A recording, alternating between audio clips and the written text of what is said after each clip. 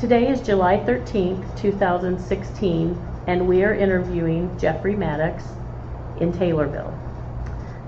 Mr. Maddox is 52 years old, having been born on August 12, 1963. My name is Sue Burkholder, and I will be the interviewer. Mr. Maddox, would you please state for the recording what branch of service you served in? I was in the United States Marine Corps. All right, good. So would you mind telling us just a little bit about yourself, maybe where you were born, a little bit about your parents, parents, that type of thing?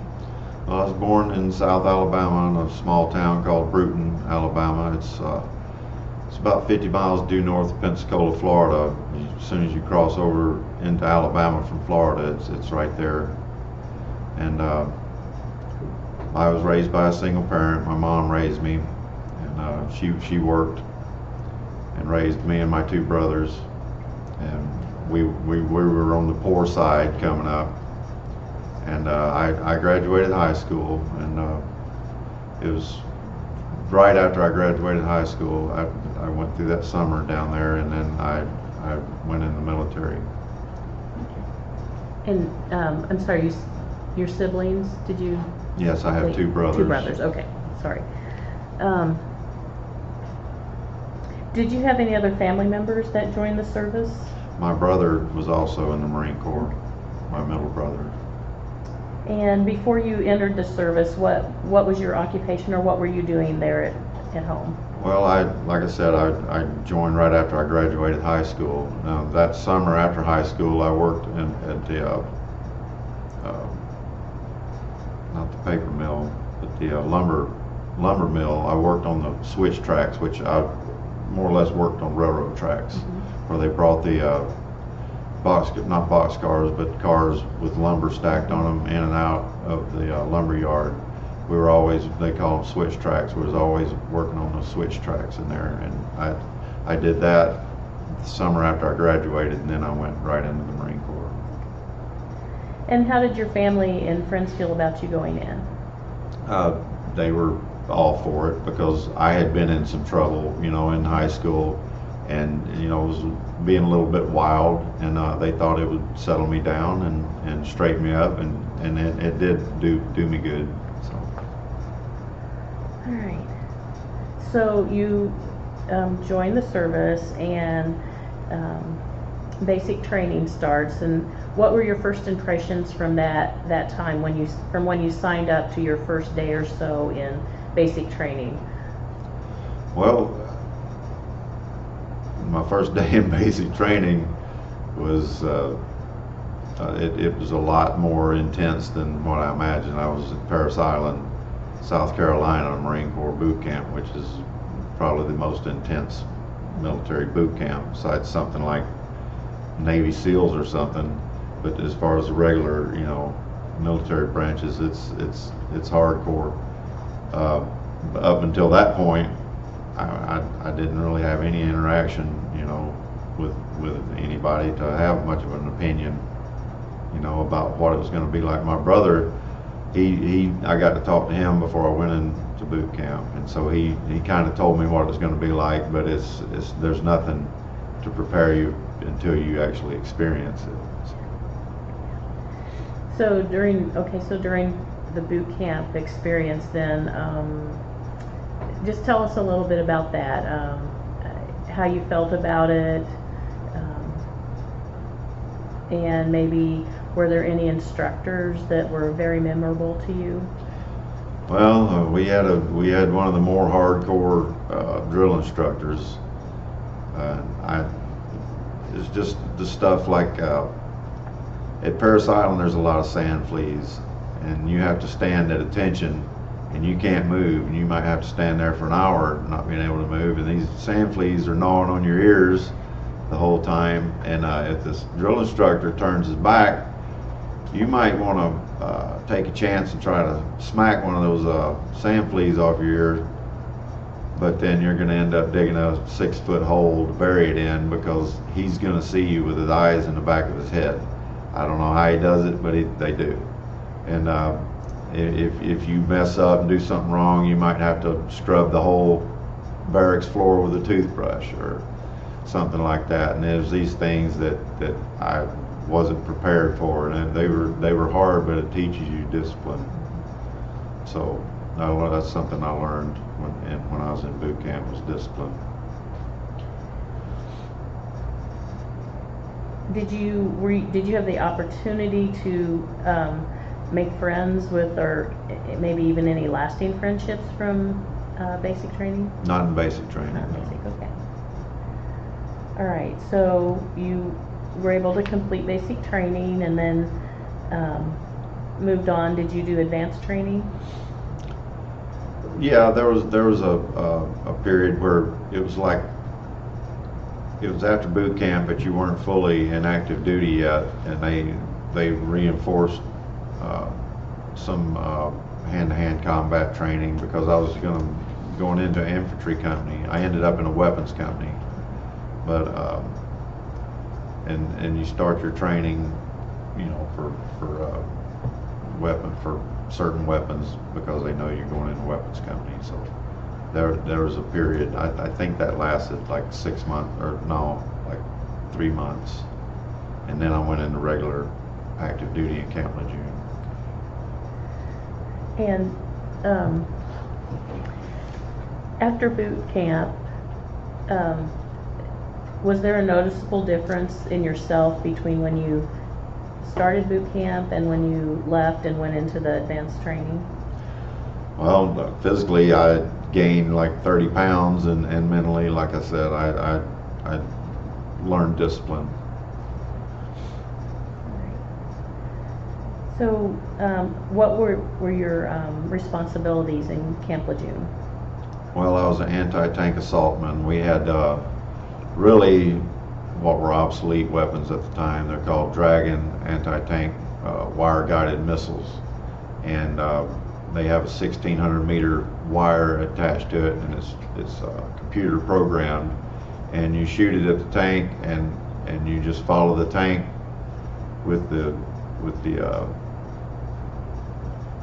scope on the missile, and the missile just slides over as you move the scope following the tank. The missile just slides over. But like I said, the Soviets had developed heat-seeking signature technology. So when you fired your missile, they could swing their turret around and blow you away before your missile ever got to them. So what we were trained to do was to set off a decoy on one side of them. That way, when they turned their turret to fire at you, when it was completely turned, so they were firing at the decoy, you're on the other side, you fire at them at that point, and then by the time they turn their turret all the way back around to fire at you, your missile has had time to reach and destroy the tank. But this was still risky business. We had a very short life expectancy once we were on the battlefield engaged with the enemy. And it was not long after my service that these weapons were taken out of use. And how did that make you feel, knowing that that was the expectancy for that? It made you want to train real hard and pay attention to what you were doing, because that's the only way you were going to make it out. Mm-hmm. And were there other duties you had during your time at Camp Lejeune? We learned all of the major, when I was in a weapons company, which included the anti-tank missiles, tow missiles, which were Jeep mounted, and we learned the M60 machine gun, which was part of weapons company. So I had to learn all these weapons, but I was mainly anti-tank assault. Mm-hmm. So when you were during that time of your service, then did you have more of an opportunity to make friends or bond with people or that type of thing? I had one close friend when I was in there. Was it a lasting friendship past It then? didn't last past when I was in the Marine Corps. I haven't seen anybody that I served with since I got out. Well, do you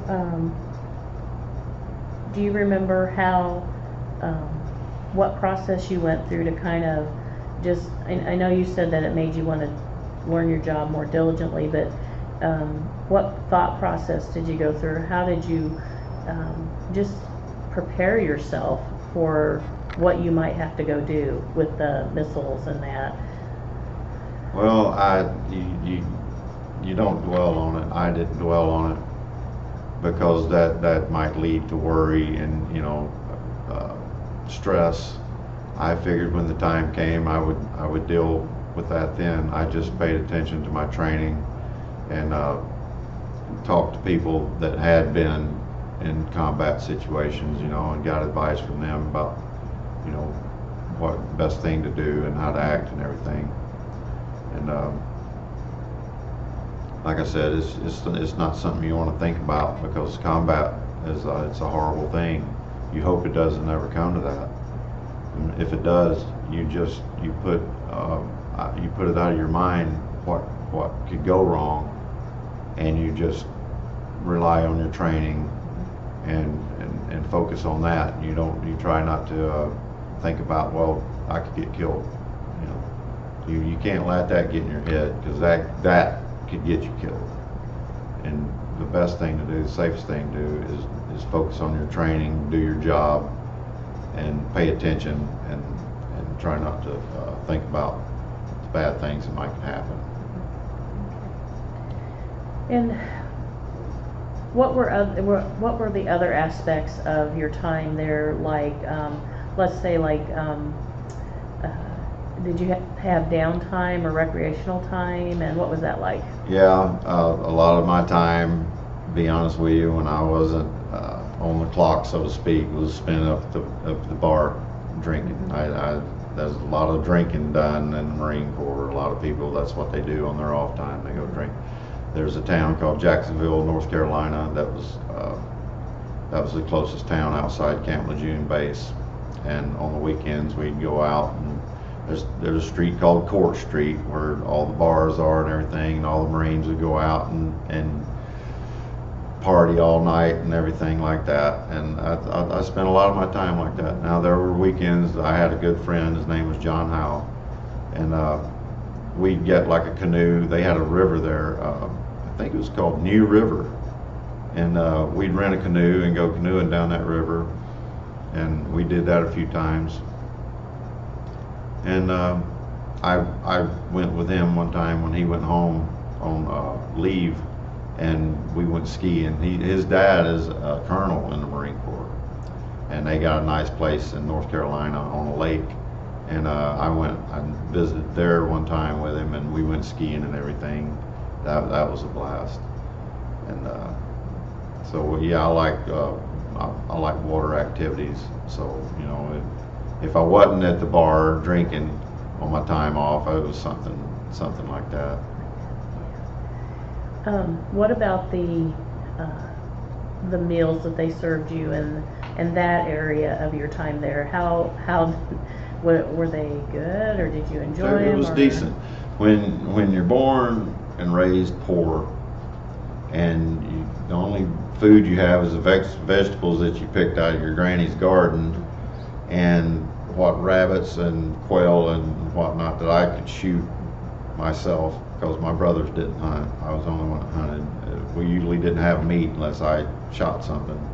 And like I said, we picked vegetables out of my grandmother's garden, and that's all we had to eat. And I don't think ever I got a full belly growing up. It was always just enough to make it to the next day.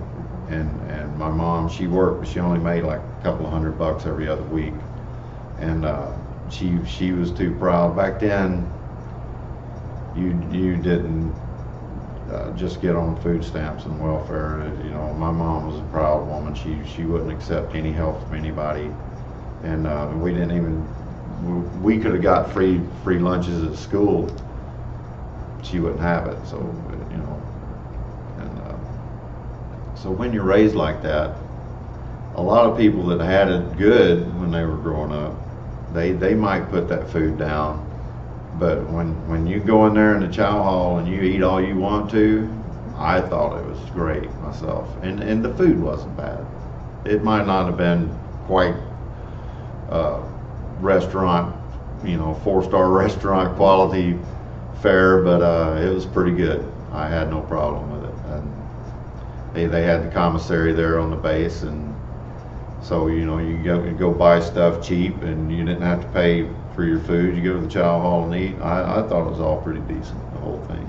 You didn't get a real big paycheck, but you didn't have to pay rent. You didn't have to pay bills. You didn't have to pay for food. You didn't have to pay hardly for anything. Mm-hmm. You could say you could put just about every dime of that in the bank. Mm-hmm. So yeah, I had no problem with it. I had no problem with the food they served or anything like that.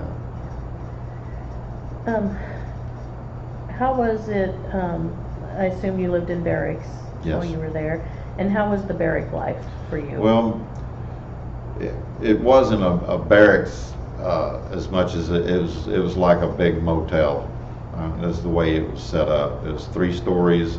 You had a room with 2 bunks in it, and you had somebody was in there, of course, in the other bed. It was like a motel room. That's the way it was set up. It was a room with 2 bunks. You had 2 dressers. You had your bathroom and your sink and mirror. And it wasn't like a barracks with just a long row of bunks like in boot camp. That's what it was like. And so I like that a lot better, because you're not in there with 100 people. You're just in there with one guy. So it was pretty decent. Is there anything that you did, or like any item that you had, or anything that you did kind of for good luck while you were in, and maybe going to do something and have like a good luck charm, so to speak? I don't remember being superstitious in that way when I was in there. I don't remember anything like that. Okay. What was your main form of contact with your family then? Wrote a lot of letters, but now and then I called.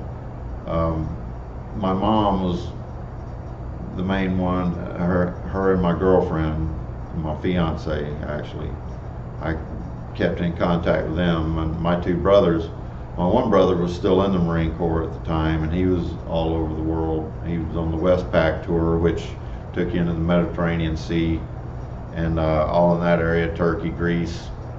He was on the USS Nimitz when that plane crashed into it, when that jet came in and crashed into it and killed those Navy personnel. He was below decks asleep when that incident happened. It was in '83, I think. And or I might not have been in the service when that happened, but he was still in the service, and he was on that ship when that happened. And he went and served in Australia. I remember he sent me a box full of clothes from when he was in the Mediterranean area, and there was like shirts made in Turkey and stuff like that. It was pretty neat. So I never got to talk to him or write him letters, because I never knew where he was going to be or whatever. And my other brother, we never really got along good, so I never wrote him or talked to him on the phone or anything. So it's mostly my mom and my fiance, and we kept in contact, communicated by telephone and letters. Your one brother that was in the service that you were just talking about, was he a bit of an inspiration for you as you went in? Yeah, I think it had something to do with why I went in the Marine Corps. I always admired him. He's the one that, since we didn't have a dad, he was 4 years older than me, and he did a lot for me as far as, teaching me stuff and helping me, when I grew up. He bought me my first car. And so, yeah, I had a lot of respect for him, and he's kind of a role model. And to this day, he was always a really good guy. He never drank, never cussed, he was always straight arrow. He served in the first Iraqi war, the Persian Gulf War.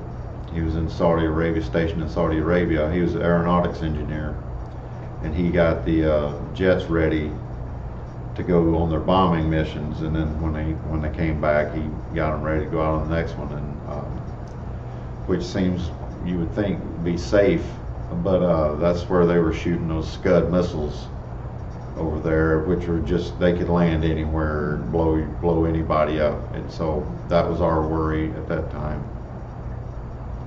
But yeah, I always had a lot of respect for my brother, Jerry. And yeah, I think that had a lot to do with the reason why I picked that branch of the service, because that's the one he went in. Do you feel like that respect and how you looked up to him then during your military career maybe was a little bit of your underlying fortitude to be able to do what you had to do, just drawing on that? Yeah. And another thing about that is when I was in boot camp, I mean, they make it hard on you. They make it where you can barely make it through. Everybody that makes it through Parris Island barely made it through. It's just the way they have it set up. They put as much on you as a human can withstand. But I always thought my brother did it, so you know, I could do it. My brother could do it. I was always more athletic and everything than he was. He was the brainiac, and not that I'm pretty smart and all when it comes to academics myself, but I was always more athletically gifted. So I thought, you know, yeah, if he can make it through Parris Island, I can make it.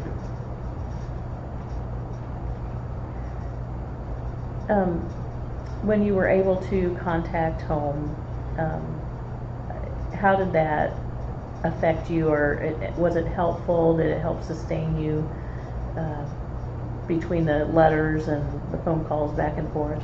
Well, yeah, to have contact with my mom, that was big. Mm-hmm. And when I was in active duty, me and my fiance broke up, so that was a blow. And so I didn't have that support anymore, and that affected me, you know, pretty good, because we were engaged to be married. You know, that was as a matter of fact, that's one of the reasons I went in the Marine Corps to start with, because that small town I'm from, there was nothing there. You know, there's no future there, and I was trying to make, you know, I didn't have money. We didn't have money for college, and when I was in the Marine Corps, I was putting money in the to go to college. I forget what they call it now, but it's a program in the military where you put so much money in and they match it for your college education. And I was doing all this in preparation, you know, to begin a life with my fiance. And so when that ended, that was a blow. So it was important to me, you know, that I had my mom, because she was the only one then that I had contact with the rest of the time I was in. So how did your service end at Camp Lejeune? Well, we had to pack. We had to put the backpack on and hike like 20 miles at a time. And we did this a couple of times a week. And I had more weight than most people, because I had the 27-pound Dragon missile I had to carry along with my rifle in my backpack, and it ended up tearing both my shoulders up. And they call it bilateral subluxation. I can just, to this day, I can pull both my arms out of socket, just pop them out, pop them right back in. And it got to where every time I tried to carry that backpack, my arms would just slip out of sockets and just hang, and I wouldn't have any use.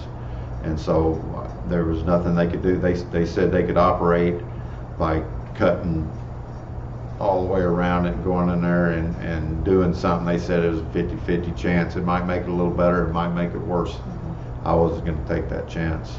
And so we tried just lifting weights, doing, you know, rehabilitation that way, and that it couldn't be fixed that way. So I got a honorable discharge under medical conditions for that condition. And how were you? Well, how did that make you feel? I didn't. I was upset about that. I wanted to spend more time in the service. And I tried to get an administrative job, and they said no. They told me if you can't perform basic combat duty, then you can't be. So when you were finished and fully discharged, then where did you go from there? I went to Selma, Alabama. I had spent some time there before. I knew a few people there. I went there and I got a job at a furniture factory, and I was there for a couple of years. And then I went from there back down to my hometown. Well, first I went to Mobile and spent some time with my dad. I had never known him growing up. And he divorced my mom when I was 2 years old, so I never knew him very well. And I went down there and spent some time with him. He worked in construction, and I worked with him for a while. And then I was in Mobile, Alabama, 80 miles from my hometown. And then I went back to my hometown, and I worked in a furniture factory there for a couple of years. And after that, that's when I came up to Illinois. I've been in Illinois for about 26 years now. And I worked at the CD factory in Pinckneyville. They used to call it Uni Distribution. And I went from there and worked at Maytag washer and dryer factory in Herrin, Illinois. And I worked there until they closed it and sent it across the border, as most factories in this country have been sent overseas or somewhere, closed down these days. But when a factory closes down to go across the border or overseas these days, they have to do something for you. They gave me a pretty good little walking out the door package. They gave me a little money and a couple years of college, and they paid for everything. They paid everything, the gas to get there and back, the books, everything.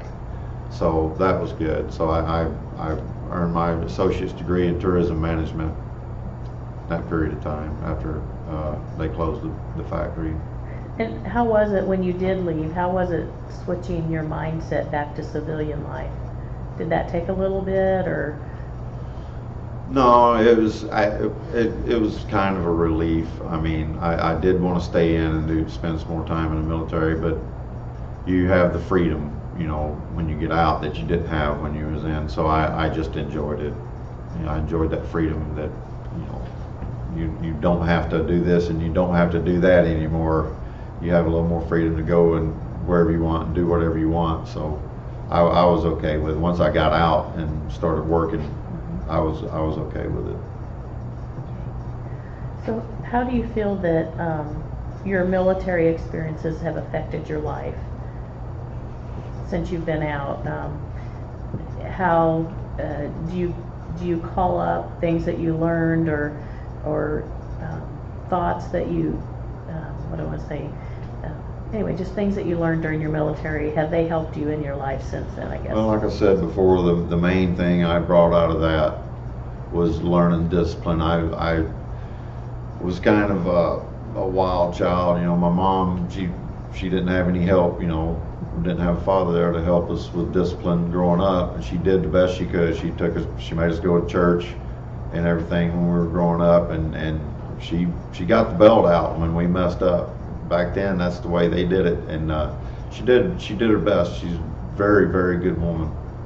But when I got 15, 16 years old, I just couldn't be controlled anymore, and I was on the wild side, and there's no telling where that could have led if I hadn't went in the Marine Corps and learned that discipline, responsibility, and that carried through to this day. It's helped me out. So I was just going to ask, what do you feel the most positive thing is that you took away from your experience in the service? That would be the discipline. The discipline. Learning okay. responsibility and discipline. So is there any message that you would like to say if somebody were to see your video or hear a transcript of it? What would you say to them, like a future generation, about your military or about the military in general? Well, I would advise anybody that's thinking about going in and make sure that's what you want to do. Don't just think, well, I'm going to go in on a lark, because these days, you know, you can't just go in because, well, I heard when you go in the military, you know, you get a good education, because this is wartime and you have to be prepared to go overseas and fight for your country and die for your country. And there's a lot of people that don't realize that. They go in and say, well, this wasn't what I signed up for. I just wanted to go in and get a college education. I wasn't planning on doing any actual military. You're in the military. So if you go in the military, you be prepared to serve your country and give your life for your country, because that's what the military is. And my advice would be to get that in your head before you make any brash decisions about joining the military, especially in the longest war, during the longest war that the United States has ever been engaged in, is still going on. So I don't see any end in these terrorists trying to kill Americans anytime soon. So that we're going to have a war on our hands probably from here on in. You need to realize that before you join the military. All right, is there anything else that you would like to add that we haven't asked you about, or that you can think of you'd like to say? No. All right. Well, I want to thank you very, very much for taking time to do this interview, and thank you for your service to our country. Thank you.